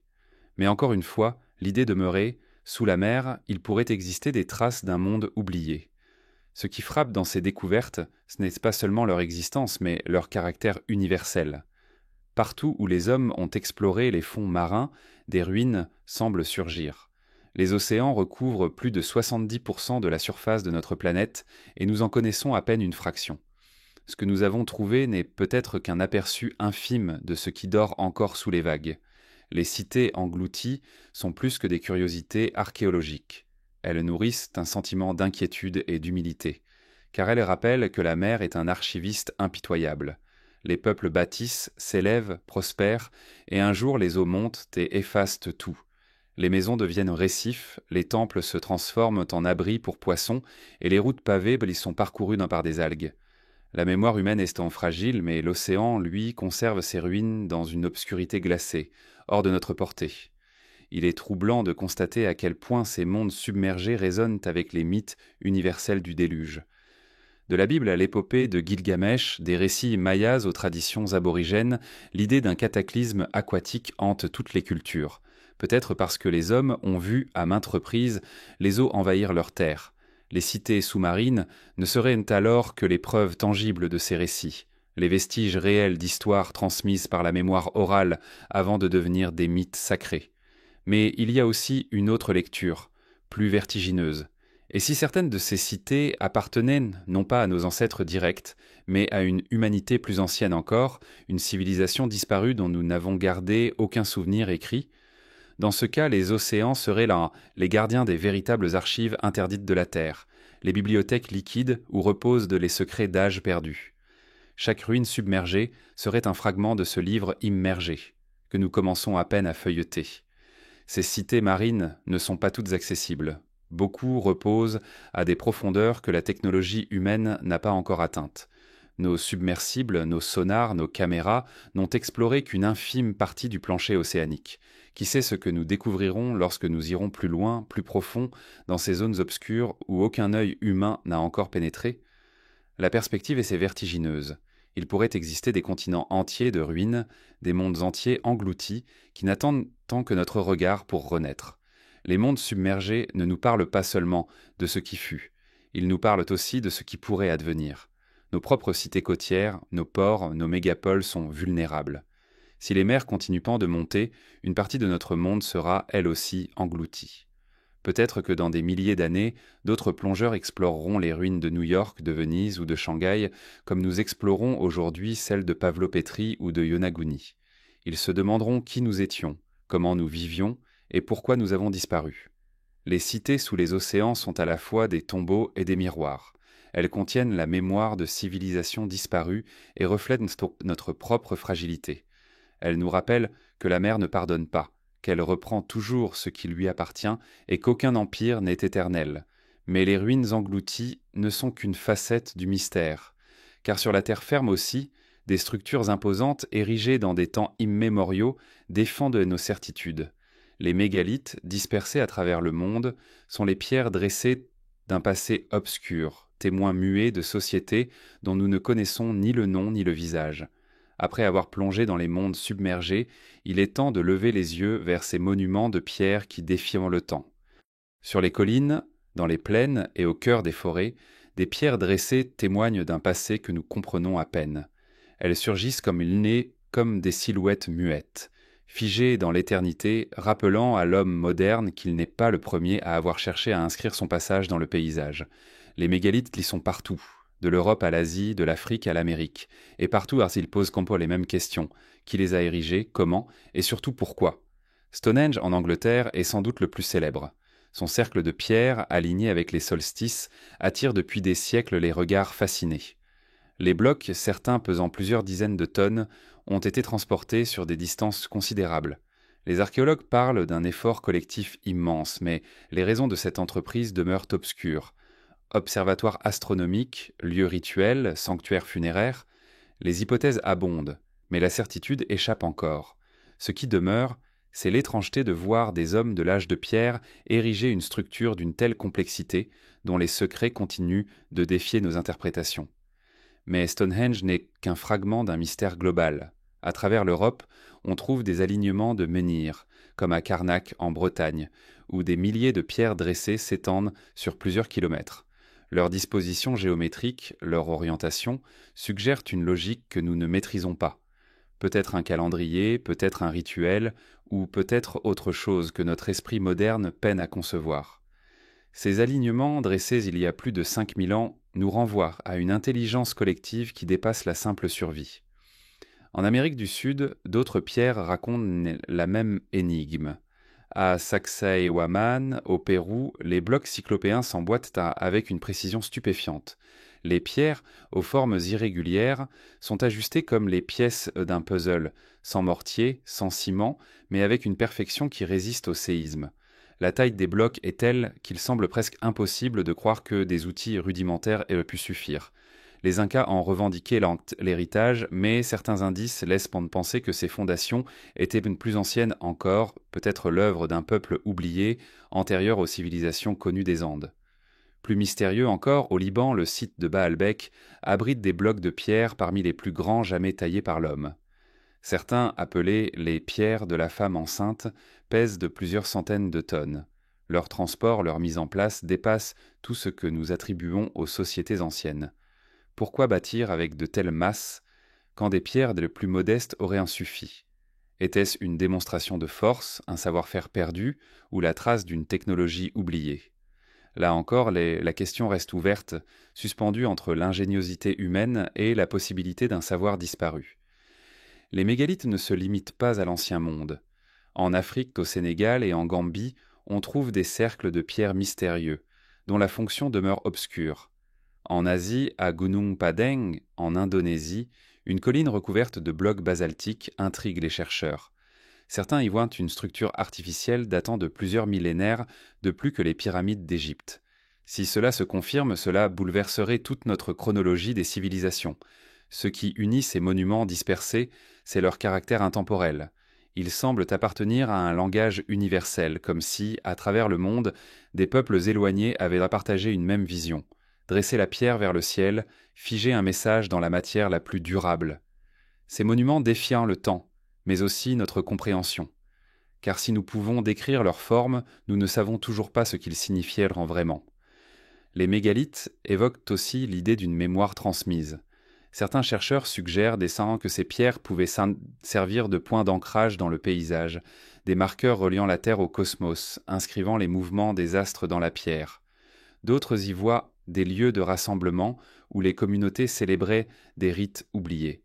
Mais il est aussi possible qu'ils soient les restes d'une science symbolique dont nous n'avons gardé que des fragments. Comme si ces pierres dressées formaient un langage codé dont nous avons perdu la clé. Leur existence soulève une question plus vaste. Pourquoi tant d'efforts pour ériger ces monuments alors que la survie quotidienne devait déjà être un défi? La réponse peut-être réside dans une vérité universelle. Les hommes, depuis toujours, cherchant à donner sens au monde. Les mégalithes, par leur grandeur et leur permanence, incarnent cette quête. Ils sont des ponts entre l'humain et l'invisible, entre la terre et le ciel, entre le présent et l'éternité. Ces monuments ne nous parlent pas seulement du passé, ils résonnent avec notre propre fragilité. Car en contemplant ces pierres dressées depuis des millénaires, nous mesurons combien nos constructions modernes, aussi hautes et brillantes que les soient-elles, sont éphémères. Nos gratte-ciels s'effondreront un jour, nos routes se dissoudront, mais les mégalithes demeureront peut-être encore, témoins muets d'un âge que nous aurons rejoint dans l'oubli. Les mégalithes qui défient le temps sont à la fois des archives et des énigmes. Ils nous disent pendant que d'autres avant nous ont cherché à inscrire leur mémoire dans la pierre, qu'ils ont défié la gravité et le temps pour laisser un message. Mais ce message reste voilé, incomplet, comme s'il nous manquait une langue ancienne pour le comprendre. Peut-être n'étions-nous pas destinés à le déchiffrer, mais simplement à le contempler, à ressentir le vertige de ce qui nous dépasse. Et dans ce vertige, une question s'impose. D'où venait l'inspiration de ces bâtisseurs? Était-elle purement humaine, née de l'observation du ciel et de la nature, ou bien s'agissait-il de l'écho d'un héritage plus ancien, transmis par des peuples disparus? Car au-delà des pierres, il existe une autre mémoire, plus subtile, plus insaisissable, celle des mythes et des dieux, des récits sacrés qui traversent les cultures et qui pourraient bien être les fragments codés d'une histoire réelle, aujourd'hui méconnaissable. Ainsi, après avoir contemplé les mégalithes, il nous faut tourner le regard vers ces mythologies universelles, où les dieux ressemblent parfois à des ancêtres, et où les récits de civilisations perdues se mêlent aux visions du divin. Dans la prochaine étape, nous plongerons dans cette mémoire collective, où l'imaginaire et le réel s'entrelacent, le royaume des mythes, des dieux et des souvenirs enfouis. Depuis la nuit des temps, les hommes racontent des histoires, des récits transmis à voix basse autour des feux, gravés ensuite dans la pierre, écrits sur des tablettes d'argile ou sur des parchemins fragiles. Ces mythes que nous lisons aujourd'hui comme des légendes ou des poèmes sacrés possèdent une étrange constance. À travers des continents séparés, des cultures qui n'avaient aucun contact apparent, on retrouve les mêmes thèmes. Des âges d'or disparus, des dieux qui enseignent aux hommes, des déluges qui effacent les civilisations, des cycles de destruction et de renaissance. Peut-être que ces récits ne sont pas seulement des symboles, peut-être qu'ils forment une mémoire collective, une archive codée d'événements réels que l'humanité a vécus, mais qu'elle n'a pas su conserver autrement que par le langage des mythes. Les mythologies grecques, par exemple, évoquent des âges successifs de l'humanité. L'âge d'or où les hommes vivaient en harmonie avec les dieux, puis l'âge d'argent, l'âge de bronze et enfin l'âge de fer, celui dans lequel nous serions encore enfermés, marqué par la dureté et la guerre. Ces récits ne parlent pas seulement d'une déchéance morale, ils pourraient aussi refléter le souvenir d'époques successives, de civilisations disparues, chacune effacée par des catastrophes avant que la suivante n'émerge. En Inde, les textes védiques décrivent de grands cycles cosmiques appelés yugas. Chaque yuga correspond à une ère durant laquelle les hommes et les dieux interagissent avant que le monde ne soit détruit et recréé. Ces cycles sont si vastes qu'ils dépassent notre imagination, mais leur logique rappelle étrangement celle d'un monde qui s'élève, s'effondre puis renaît. Là encore, il est possible de voir dans ces récits une tentative de conserver, par le langage sacré, la mémoire d'un monde antérieur englouti. Dans les traditions mésopotamiennes, l'épopée de Gilgamesh raconte un déluge universel, où un homme, averti par un dieu, construit une arche pour sauver les siens. Ce récit plus ancien que celui de Noé dans la Bible, porte la même trame, une civilisation détruite par l'eau, un survivant, et la transmission d'un savoir. Est-ce une coïncidence, ou bien la réminiscence d'un cataclysme réel, transmis sous des formes différentes par des peuples éloignés? Les mythes des peuples amérindiens, aborigènes et polynésiens parlent eux aussi de mondes détruits et recréés. Chez les Mayas, plusieurs segments soleil ou âges se sont succédés, chacun anéanti par un désastre. Chez les aborigènes d'Australie, le temps du rêve est un âge fondateur où des êtres surnaturels ont façonné le monde et enseigné aux hommes. Ces récits ne sont pas seulement spirituels, ils portent en eux l'idée que le monde que nous connaissons est le produit d'un cycle plus ancien, que d'autres âges, d'autres peuples, ont précédé le nôtre. Les dieux qui apparaissent dans ces récits ont eux aussi une aura étrange. Souvent, ils ne sont pas de simples entités spirituelles, mais des êtres qui enseignent, qui transmettent des techniques, des savoirs. En Égypte, Thoth est le dieu de l'écriture et du calcul. En Mésoamérique, Quetzalcoatl est le serpent à plumes qui donne aux hommes le maïs et les arts. En Grèce, Prométhée vole le feu pour l'offrir à l'humanité. Ces figures de dieux enseignants apparaissent partout, comme si elles incarnaient le souvenir d'ancêtres venus d'une civilisation antérieure, plus avancée, qui auraient guidé des peuples encore jeunes. Peut-être que la mémoire des survivants d'un monde englouti s'est transformée en récit divin, magnifié par l'imagination et le sacré. Ce qui rend ces mythes si troublants, c'est leur universalité. Comment expliquer que des cultures séparées par des océans partagent les mêmes récits de destruction et de renaissance, de dieux venus enseigner, de mondes engloutis? L'hypothèse la plus simple est que ces thèmes sont universels, nés des mêmes peurs et des mêmes observations humaines. Mais une autre hypothèse, plus vertigineuse, est que ces récits sont réellement les fragments d'une mémoire collective, la transmission déformée d'événements vécus par une humanité plus ancienne. Les mythes, alors, deviennent des archives voilées. Leur langage est symbolique, poétique, codé, Mais derrière les images se cache peut-être une vérité historique. Le déluge universel pourrait correspondre à la montée des eaux à la fin de la dernière glaciation. Les dieux enseignants pourraient être les survivants d'un peuple englouti, portant encore des savoirs qu'ils ont transmis avant de disparaître. Les âges successifs pourraient en être les reflets d'effondrements de civilisations, dont les traces matérielles se sont dissoutes dans le temps. Il est fascinant de constater que certains archéologues commencent à prendre ces récits plus au sérieux, non pas comme des preuves, mais comme des indices. Car les mythes, même transformés par l'imaginaire, conservent souvent un noyau de vérité. Ils sont comme des miroirs brisés. Chaque fragment reflète une partie de l'histoire, mais il faut savoir les assembler pour entrevoir le tableau complet. Les mythes nous invitent à une autre forme de lecture du passé. Au lieu de chercher uniquement dans la pierre et dans la terre, ils nous rappellent que la mémoire peut aussi se transmettre par les récits, que les chants, les légendes et les poèmes ne sont pas seulement des inventions, mais des vecteurs de mémoire sur des milliers d'années. Nous sommes peut-être trop rapides à considérer ces récits comme de simples fables, mais dans leur persistance, dans leur universalité, se cache un indice puissant. Ils disent quelque chose que nous avons oublié. Cette mémoire collective nous confronte aussi à nous-mêmes. Nous croyons que notre histoire commence avec l'écriture, que le reste n'est que mythe.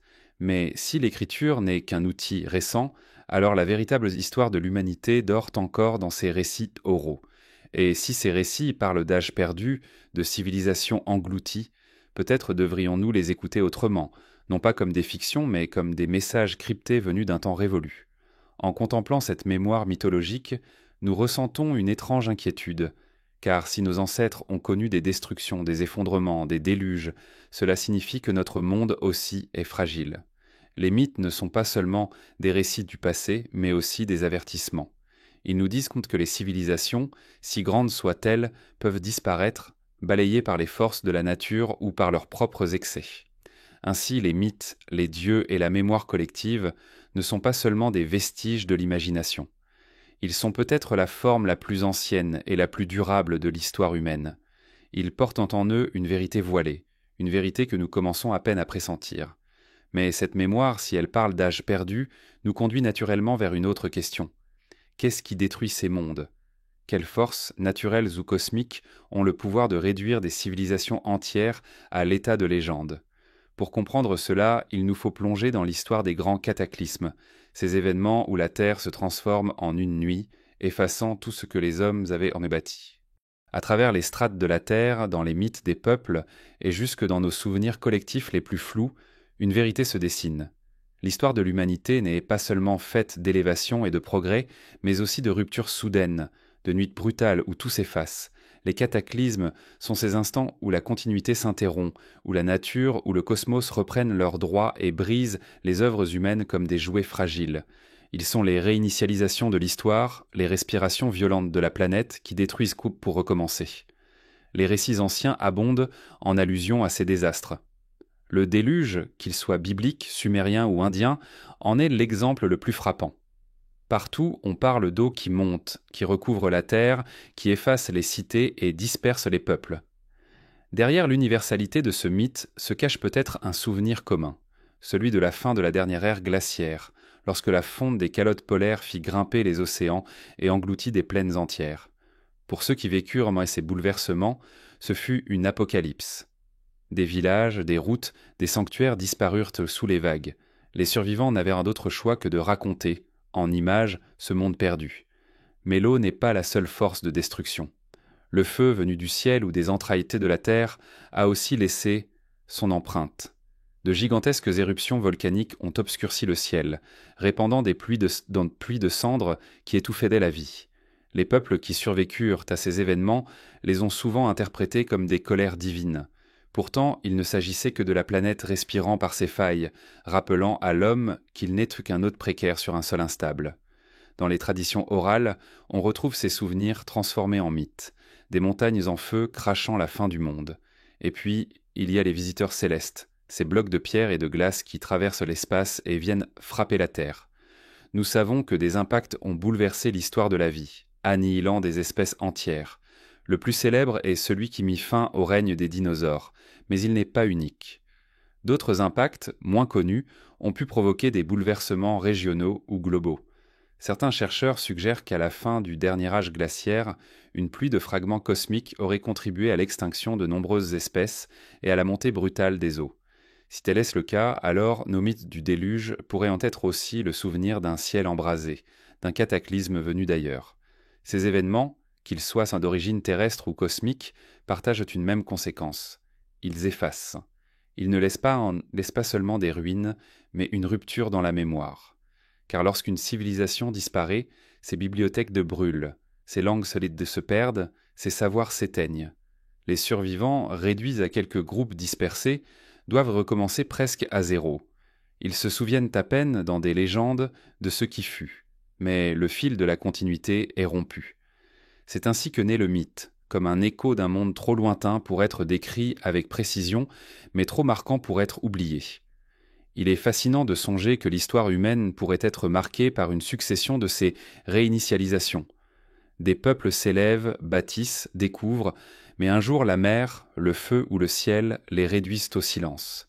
Les générations suivantes reprennent le flambeau, croyant être les premières, ignorant qu'elles marchent sur les ruines de mondes effacés. Peut-être est-ce là le grand secret des cataclysmes. Ils ne détruisent pas seulement les cités, ils détruisent comptoir la mémoire, forçant chaque civilisation à se croire unique. La science moderne nous rappelle que ces événements ne sont pas des fictions. Les archives géologiques témoignent de bouleversements brutaux, de climats soudainement inversés, de traces de feux planétaires, de tsunamis colossaux. Les mythes, de leur côté, parlent des mêmes choses avec le langage du sacré. Les deux, science et mythe, se rejoignent pour murmurer que la stabilité est une illusion. Nous vivons dans un monde en perpétuel mouvement, et ce qui semble éternel n'est en réalité qu'un fragile équilibre. Ces cataclysmes soulèvent une question troublante. Et si des civilisations antérieures avaient existé, combien d'entre elles auraient été effacées par ces destructions ? Un peuple avancé, même doté de savoirs extraordinaires, aurait été impuissant face à une mer qui monte, à un volcan qui crache ses entrailles, à un ciel qui s'embrase sous la chute d'un astre. Leur gloire se serait dissoute en quelques jours, laissant derrière elle seulement quelques traces indéchiffrables. Pour nous, des millénaires plus tard, ces ruines seraient invisibles ou méconnaissables, et nous croirions être les premiers. Ces réflexions ne sont pas seulement tournées vers le passé, elles parlent aussi de nous, car nous vivons dans l'illusion que notre civilisation est inébranlable, protégée par sa technologie, par ses réseaux, par sa puissance. Pourtant, un seul cataclysme majeur suffirait à faire vaciller cet édifice. Les océans montent encore aujourd'hui, les volcans grondent toujours, le ciel parfois se rappelle à nous par la chute de météores qui frôleront la catastrophe. Notre monde est aussi vulnérable que ceux qui nous ont précédés. Nous pourrions un jour devenir, à notre tour, une civilisation fantôme dont les descendants ne garderaient que des récits fragmentés. Dans ce vertige, une idée se dégage. Les cataclysmes ne sont pas seulement des fins, mais aussi des recommencements. Ils effacent pour permettre à autre chose d'apparaître. Ils réinitialisent l'histoire comme un grand cycle. Les civilisations s'élèvent, disparaissent, renaissent sous d'autres formes. Peut-être que nous faisons partie de cette grande spirale où chaque génération de peuples hérite, sans le savoir, des échos de celles qui ont été détruites. Ces cycles nous rappellent une vérité essentielle. La mémoire de la Terre est inscrite dans sa géologie. Les sédiments, les fossiles, les couches de cendres et de roches gardent la trace de ces réinitialisations. C'est là que se trouve la bibliothèque silencieuse de notre planète, une bibliothèque que nous commençons seulement à déchiffrer. Dans ces pages de pierre se lisent les histoires de mondes disparus, de catastrophes oubliées, de renaissances improbables. Ainsi, après avoir exploré les mythes et les récits de destruction, il nous faut plonger dans cette mémoire de la Terre elle-même, car la géologie, avec ses strates patientes et ses archives minérales, est le véritable livre où se cachent les chroniques du passé. C'est dans ces pages que nous pourrions trouver les indices d'histoires plus anciennes que la nôtre, les vestiges fossiles d'humanité disparue. Sous nos pieds, la Terre porte un livre silencieux. Ce livre n'est pas écrit avec de l'encre ni gravé par une main humaine. Ces pages sont faites de strates de roches, de dépôts sédimentaires, de fossiles emprisonnés dans la pierre, de couches d'argile et de cendres volcaniques. Chaque ligne raconte une époque, chaque fragment minéral conserve une mémoire d'événements qui se sont déroulés des millions, parfois des centaines de millions d'années avant que l'homme n'apparaisse. Ce livre secret, la géologie, est la seule archive véritablement incorruptible de l'histoire de la Terre. mais il est aussi un récit incomplet, lacunaire, dont il nous manque presque toujours les chapitres essentiels. Lire la géologie, c'est apprendre à reconnaître les empreintes des cataclysmes et des renaissances. Dans les couches profondes, les géologues découvrent des traces de mers disparues, de continents soulevés puis effondrés, de forêts pétrifiées qui témoignent d'un climat radicalement différent. Ils identifient sont des périodes d'extinction massive, où la vie entière a été bouleversée par un événement brutal. Mais au-delà de ces grands cycles biologiques, une question persiste, subtile et dérangeante. Si une civilisation avancée avait existé avant nous, en trouverions-nous la trace dans ces strates? Le temps efface tout, mais il ne le fait pas de manière totale. Les fossiles sont la preuve que la mémoire de la Terre est capable de conserver des fragments d'êtres vivants longtemps disparus. Les coquillages, les feuilles, les ossements, tout cela peut devenir pierre et traverser des millions d'années. Alors, pourquoi pas aussi les restes d'une civilisation? Peut-être pas ses monuments visibles ni ses machines, mais les marques chimiques de son passage. Dans certaines couches, on retrouve déjà des anomalies, comme des pics de carbone, des dépôts de métaux inhabituels, des traces de bouleversements climatiques. Officiellement, on les attribue au volcanisme, aux impacts cosmiques ou aux variations naturelles. Mais certains chercheurs se demandent si certaines de ces anomalies pourraient en être les cicatrices fossiles d'un âge industriel oublié. Notre propre civilisation, si elle disparaissait demain, laisserait des signatures géologiques claires. Les plastiques, réduits en microparticules, finiraient en incrustés dans les sédiments. Les gaz à effet de serre auraient en modifié durablement l'atmosphère, créant un marqueur chimique identifiable dans des millions d'années. Les métaux extraits et concentrés en quantités énormes, comme l'aluminium ou le plomb, laisseraient des dépôts étranges. Nos déchets radioactifs persisteraient aussi, témoignant d'une maîtrise de l'énergie invisible. Tout cela deviendrait, à l'échelle du futur, des lignes dans le livre secret de la Terre. Si un autre peuple intelligent venait à fouiller après nous, il lirait ces pages et se demanderait qui étaient-ils et pourquoi ont-ils disparu. De la même manière, peut-être que nous avons déjà effleuré les pages laissées par d'autres. Dans certaines couches très anciennes, datant de millions d'années, on trouve des sphères métalliques polies, des structures cristallines inhabituelles, des dépôts dont l'origine reste mystérieuse. La science les interprète comme des curiosités naturelles, fruits du hasard et de la pression géologique. Mais si l'on change de perspective, on peut imaginer qu'ils ne soient pas les vestiges ténus d'un passage oublié. La difficulté, bien sûr, est que nous ne savons pas quoi chercher. Si une civilisation a existé il y a 100 millions d'années, ses traces se laisseraient pendre si altérées qu'elles se confondraient presque entièrement avec la nature. La géologie protortologie pourtant ne ment pas. Elle raconte ce qui s'est réellement produit, mais dans une langue que nous ne comprenons pas toujours. Ces pages sont déchirées, brûlées, réécrites par les mouvements de la Terre. Des continents entiers disparaissent dans les entrailles de la planète à cause de la dérive tectonique. Des montagnes s'élèvent puis s'effondrent, effaçant les indices. Ce qui reste est toujours incomplet, comme une bibliothèque où la plupart des livres ont été perdus. Nous ne lisons que des fragments, et de ces fragments nous tissons une histoire globale. Mais il se peut que l'histoire que nous avons construite soit une illusion partielle, qu'il y ait eu d'autres récits avant celui que nous croyons connaître. Cette idée trouble mais fascinante fait de la géologie une discipline presque métaphysique. Car en observant les couches de la Terre, nous ne contemplons pas seulement les pierres et les fossiles. Nous contemplons le silence, les absences, les pages manquantes. C'est dans ces absences que s'ouvre la possibilité de mondes antérieurs. Nous savons que la vie a commencé bien avant nous, que des créatures étranges ont régné pendant des millions d'années et qu'elles ont disparu presque totalement. Pourquoi l'histoire de l'intelligence serait-elle différente ? Pourquoi serions-nous les premiers à avoir franchi le seuil de la conscience collective, de la technique et de la mémoire ? La géologie nous enseigne aussi la fragilité de nos propres archives. Les bibliothèques brûlent, les villes s'effondrent, mais même les monuments de pierre ne sont pas éternels. Les pyramides d'Égypte, dans des dizaines de millions d'années, ne seront plus que poussière. Pourtant, nos pollutions chimiques et nos dépôts industriels resteront. Le paradoxe est cruel. Les poèmes, les récits, les œuvres d'art disparaîtront, mais les déchets de nos industries, eux, survivront. Et peut-être que, dans un futur lointain, une autre intelligence ne nous connaîtra qu'à travers ces déchets, sans jamais deviner nos visages ni nos rêves. Lire le livre secret de la Terre, c'est aussi accepter que notre savoir est infime. Nous n'avons exploré qu'une fraction du sous-sol, et encore moins des fonds marins. Chaque découverte géologique majeure réécrit une partie de notre histoire. De nouvelles datations, de nouveaux fossiles, des anomalies chimiques déplacent sans cesse les frontières de ce que nous croyons savoir. Peut-être qu'un jour, une découverte inattendue, un dépôt inexplicable, une structure trop régulière, une trace chimique aberrante, bouleversera totalement notre vision du passé.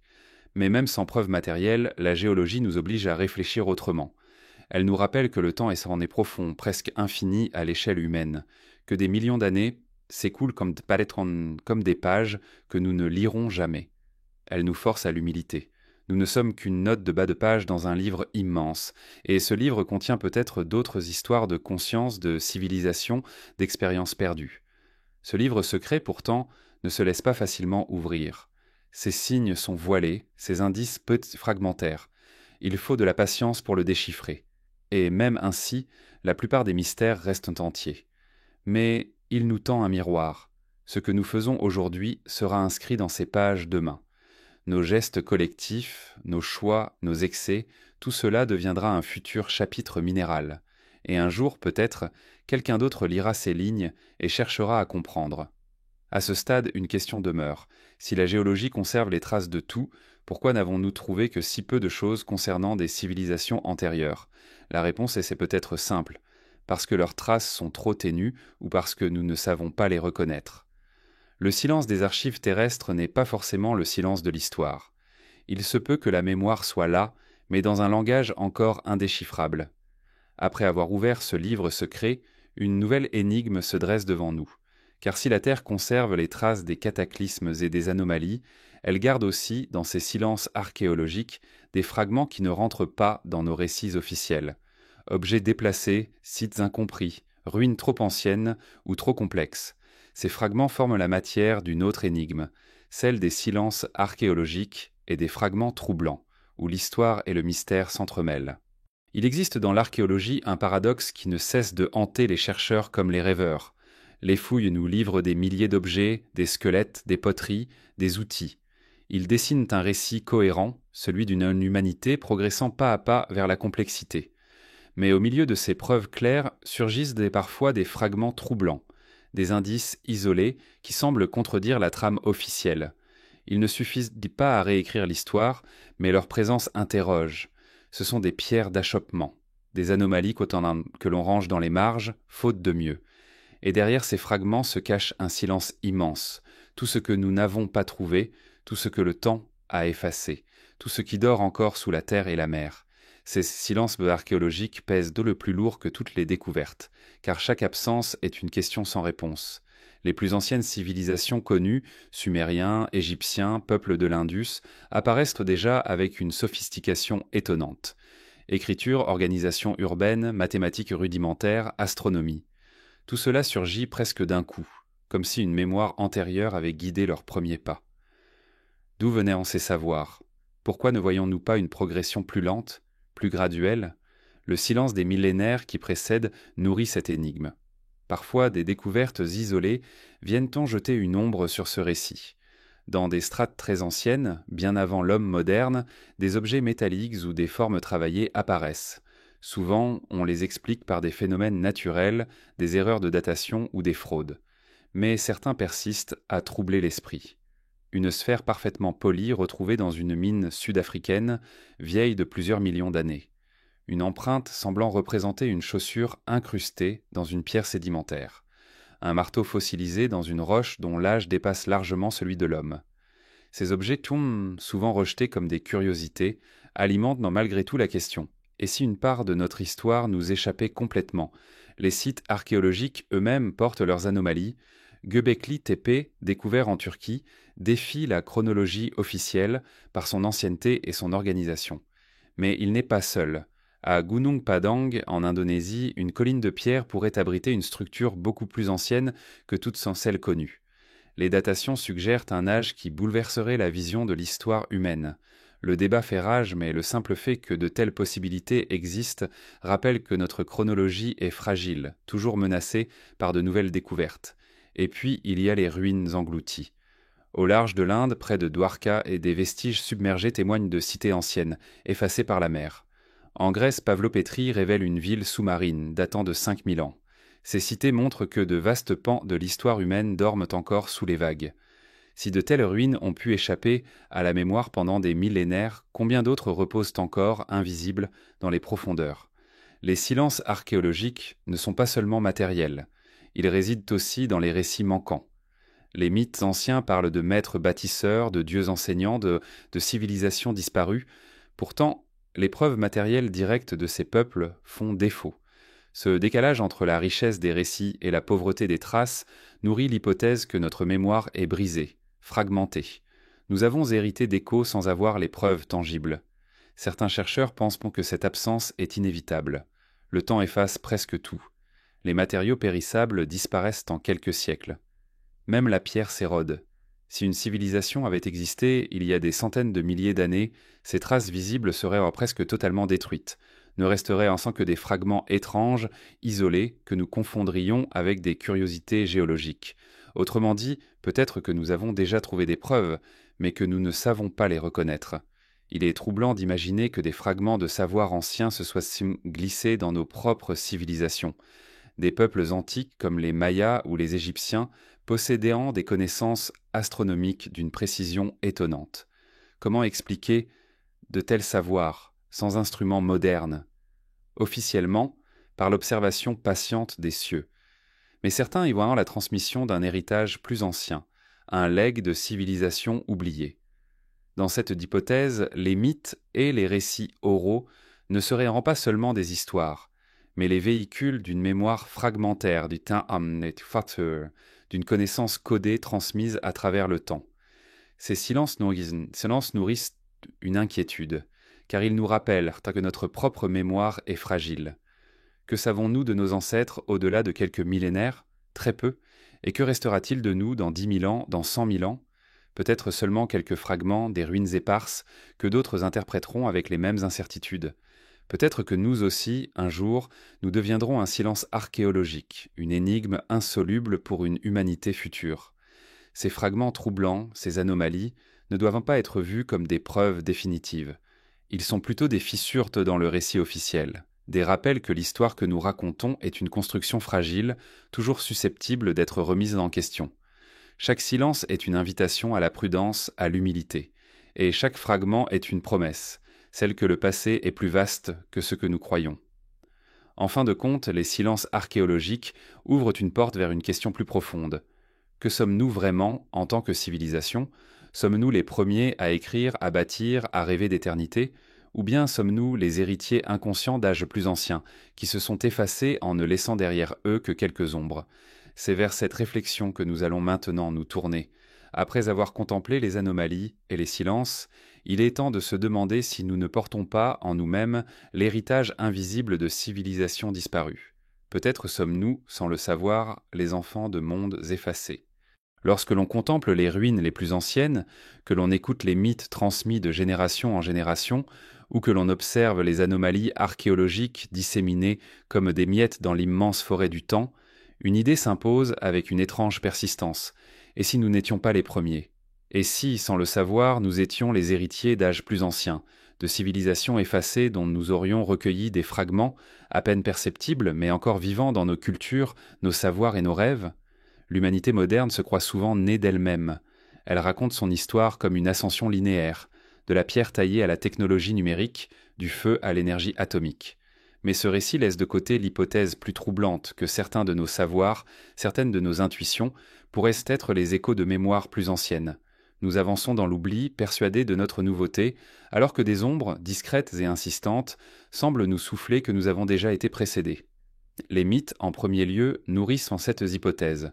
Partout, des récits racontent comment des maîtres venus d'ailleurs ont apporté aux hommes les arts, l'écriture, l'agriculture, les sciences sacrées.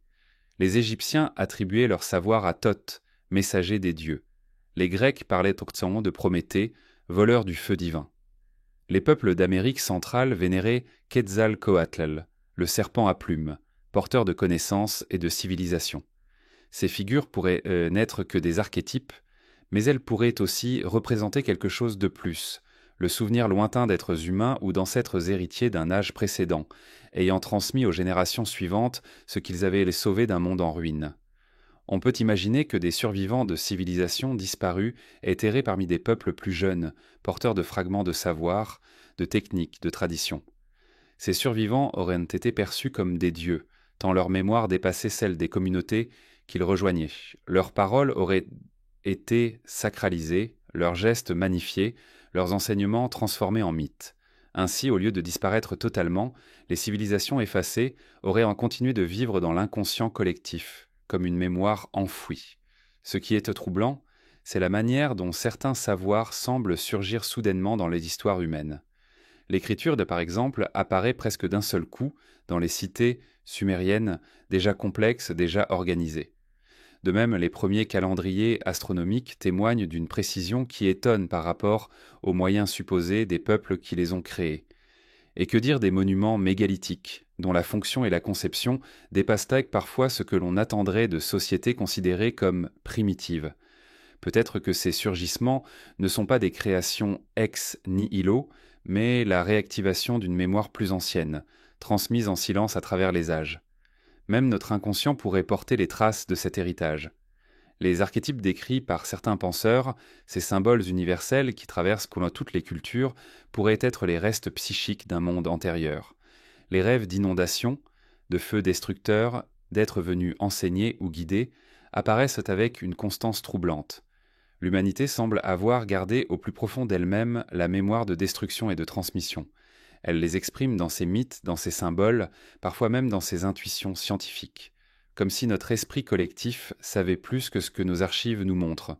Ce soupçon d'héritage inconscient ne concerne pas seulement les mythes ou la psychologie. Il pourrait aussi expliquer certains mystères archéologiques. Comment expliquer, par exemple, que des peuples séparés par des océans aient conçu des pyramides, ces montagnes artificielles reliant la terre au ciel ?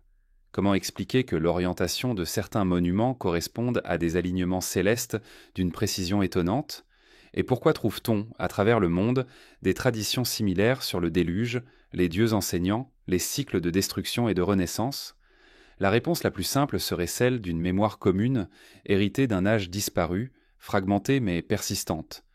Nous pourrions être les enfants d'une chaîne de civilisations, chacune s'élevant puis s'effondrant, laissant aux suivantes quelques vestiges matériels et immatériels. Ce legs pourrait être invisible, car il ne se traduit pas en monuments visibles, mais en intuition, en savoir instinctif, en récits codés. De ce point de vue, nous serions les héritiers inconscients d'une humanité plus vaste que celle que nous connaissons, une humanité étendue sur des cycles plus longs, inscrite dans les profondeurs du temps. Cette hypothèse change notre rapport à nous-mêmes. Elle nous sort de l'illusion d'être unique et premier. Elle nous place dans un cycle plus large où chaque civilisation est à la fois une fondation et une héritière, une origine et une conséquence. Si nous portons en nous les mémoires d'âges disparus, alors nous sommes aussi responsables de ce que nous transmettrons à ceux qui viendront après nous. Car un jour, notre civilisation aussi disparaîtra, et ce que nous laisserons sera peut-être lu par d'autres comme des fragments incomplets, interprétés à travers des mythes futurs. Être les héritiers inconscients, c'est accepter que nous ne sommes pas seuls dans le temps. Nous marchons sur des ruines invisibles, nous respirons dans l'air qui a déjà porté d'autres respirations, nous répétons des gestes qui furent déjà accomplis. Nos cités, aussi modernes soient-elles, pourraient y n'être que des résonances de mondes anciens, reconstruits différemment mais mus par les mêmes rêves, bâtir, connaître, durer. Cette idée peut inquiéter, mais elle peut aussi apaiser. Car si nous ne sommes pas les premiers, alors nous ne serons pas les derniers. La civilisation humaine n'est pas une exception fragile, mais une étape d'un cycle plus grand. D'autres viendront, porteront nos fragments, poursuivront la spirale de la mémoire. Peut-être que l'héritage inconscient que nous transmettons déjà est aussi important que celui que nous croyons consigné dans nos livres et nos archives. Et c'est là que s'ouvre la dernière question, la plus profonde, la plus intime. Si nous sommes les héritiers inconscients, si nous portons en nous l'ombre d'âges effacés, que dit cela de notre avenir ? Sommes-nous destinés à disparaître, à devenir un silence archéologique de plus, ou pouvons-nous briser le cycle, apprendre de ces mémoires et changer notre destin ? La réponse, peut-être, se trouve dans la fragilité même des civilisations, dans cette vérité silencieuse que les pierres, les océans et les étoiles nous rappellent, tout ce qui s'élève est voué à tomber, mais tout ce qui tombe nourrit un nouveau commencement. C'est cette fragilité, à la fois terrible et nécessaire, que nous allons maintenant contempler, car après avoir traversé les mythes, les cataclysmes, les géologies et les fragments, il ne reste qu'une ultime réflexion. Comprendre que chaque civilisation est ses mortels, que la nôtre ne fait pas exception, et que sa disparition sera, elle aussi, une page dans le livre infini de la Terre. Lorsque l'on contemple le fil de l'histoire, une constante s'impose. Aucune civilisation n'est éternelle. Chaque peuple, chaque empire, chaque ville qui a cru durer pour toujours n'a été qu'un épisode, une respiration, un instant voué à s'éteindre. La fragilité n'est pas l'exception des civilisations, elle en est la loi. Et peut-être est-ce là la vérité la plus dérangeante. Nous ne faisons pas exception. Notre monde avec ses gratte-ciel, ses machines, ses réseaux, n'est-il pas plus solide que ne l'étaient les murailles au chat de Babylone ou les pyramides pentues de Téotihuacan? Les ruines de l'Antiquité le rappellent avec force. Les colonnes brisées de la Grèce, les temples effondrés de l'Égypte, les cités mayas englouties par la jungle, tout cela fut jadis vibrant, animé, rempli de voix et de vie. Les pierres que nous visitons comme des vestiges étaient autrefois des lieux habités, où l'on rêvait, où l'on aimait, où l'on croyait que rien ne disparaîtrait. Mais la nature, patiente, reprend toujours ce qui lui appartient. La végétation recouvre, la pluie efface, la mer engloutit. Même les plus grandes œuvres humaines sont finalement réduites à des silhouettes muettes. Cette fragilité n'est pas seulement matérielle, elle est aussi dans la mémoire. Ce que nous savons des anciens n'est qu'un fragment. Des bibliothèques entières ont brûlé, des langues se sont éteintes, des savoirs se sont dissous. Ce qui reste est partiel, souvent incompris. Nous projetons nos interprétations sur les ruines, mais la vérité des anciens nous échappe. Ce qui fut évident pour eux est devenu pour nous un mystère. Ainsi en sera-t-il un jour de nous. Nos satellites, nos écrans, nos mots numériques ne survivront pas plus que les rouleaux d'Alexandrie. Peut-être qu'un futur lointain ne gardera de nous qu'une poussière chimique ou quelques traces fossilisées de nos industries. Ce qui était troublant, c'est la rapidité avec laquelle tout peut basculer. Des civilisations entières se sont effondrées en quelques décennies. L'île de Pâques, jadis couverte de forêts, a vu sa société décliner dans le silence après avoir surexploité ses ressources. Les Mayas, dont les cités étaient splendides, ont connu une succession de sécheresses qui ont brisé leur équilibre fragile. Rome, centre d'un empire immense, a fini par tomber sous le poids de ses propres contradictions. Chaque fois, ce qui semblait solide s'est révélé vulnérable. Les raisons de ces effondrements varient: guerre, changement climatique, famine, crises internes. Mais toutes disent la même chose. Une civilisation est un organisme vivant, et comme tout organisme, elle peut mourir. Elle croit en sa force, en sa durée, mais elle ignore qu'elle porte en elle ses fragilités. Cette vérité, nous l'oublions souvent. Nous croyons que nos technologies nous protègent, que notre savoir nous met à l'abri. Mais les civilisations passées pensèrent de même. Cette fragilité peut être vue comme une menace, mais aussi comme une leçon.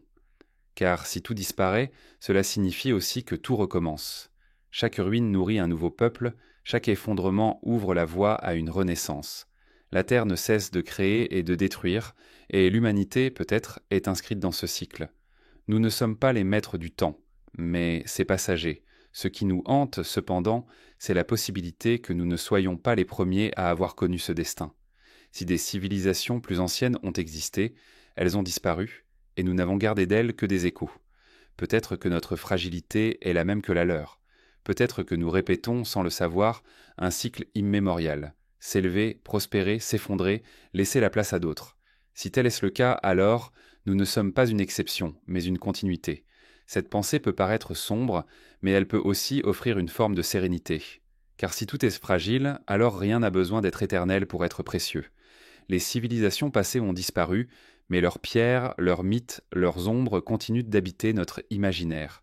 Elles nous rappellent que chaque instant de grandeur est fugace, mais qu'il laisse une empreinte, même ténue, dans le tissu du temps. Notre propre monde, même s'il devait disparaître, laissera peut-être à son tour une trace, un fragment, un héritage inconscient pour ceux qui viendront après. La fragilité est aussi un miroir. Elle nous oblige à regarder nos propres excès, nos propres menaces. Nous épuisons la terre, nous réchauffons l'atmosphère, nous construisons des empires de verre et d'acier comme si rien ne pouvait les briser. Mais il suffit d'une tempête, d'une épidémie, d'un bouleversement climatique ou d'un astre venu du ciel pour rappeler à quel point notre monde est fragile. Les anciens savaient cela. Ils le disaient dans leurs mythes, dans leurs récits de déluge et de destruction. C'est peut-être que nous avons oublié cette sagesse. Accepter la fragilité des civilisations, c'est accepter notre propre mortalité collective. C'est comprendre que nous ne sommes qu'un chapitre dans le livre immense de la Terre. Mais c'est aussi voir que ce chapitre a du sens, même s'il est bref. Nos œuvres, nos pensées, nos rêves sont autant de pierres posées dans le flux du temps. Elles ne dureront pas éternellement, mais elles font partie du récit. Peut-être que ce récit, justement, n'est pas celui d'un progrès continu, mais celui d'une danse. Une danse faite d'apparitions et de disparitions, de mémoires qui se perdent et se transmettent, de civilisations qui naissent, se brisent et renaissent non ailleurs, autrement. Dans cette danse, nous sommes à la fois acteurs et témoins, conscients de marcher sur un sol instable, mais portés par le désir de durer malgré tout. Et si nous ne sommes pas les premiers, si d'autres ont dansé avant nous, alors notre fragilité prend un autre sens. Elle n'était pas un échec, mais une condition partagée. Elle nous relie à ces peuples oubliés qui, comme nous, ont bâti, aimé, espéré. Elle nous inscrit dans une fraternité silencieuse avec les civilisations disparues. Ainsi se referme le cercle de notre exploration. Des chroniques effacées aux civilisations fantômes, des artefacts impossibles aux continents engloutis, des mythes aux cataclysmes, nous avons suivi les traces du Tuan dans une histoire plus vaste que la nôtre. Cette histoire n'est pas écrite dans les livres, mais dans la pierre, dans l'eau, dans les silences. Elle dit que nous ne sommes pas seuls dans le temps, que d'autres ont peut-être existé avant nous, et que nous aussi, un jour, nous disparaîtrons. La fragilité des civilisations mortelles n'est pas une fin, mais une vérité. Elle nous rappelle que rien n'est éternel, sauf le cycle du temps lui-même. Nous sommes passagers d'une aventure infinie, gardiens éphémères d'une mémoire plus ancienne que nous. Et lorsque notre monde sera à son tour réduit au silence, peut-être que d'autres viendront, lisant dans nos ruines l'écho de leur propre fragilité.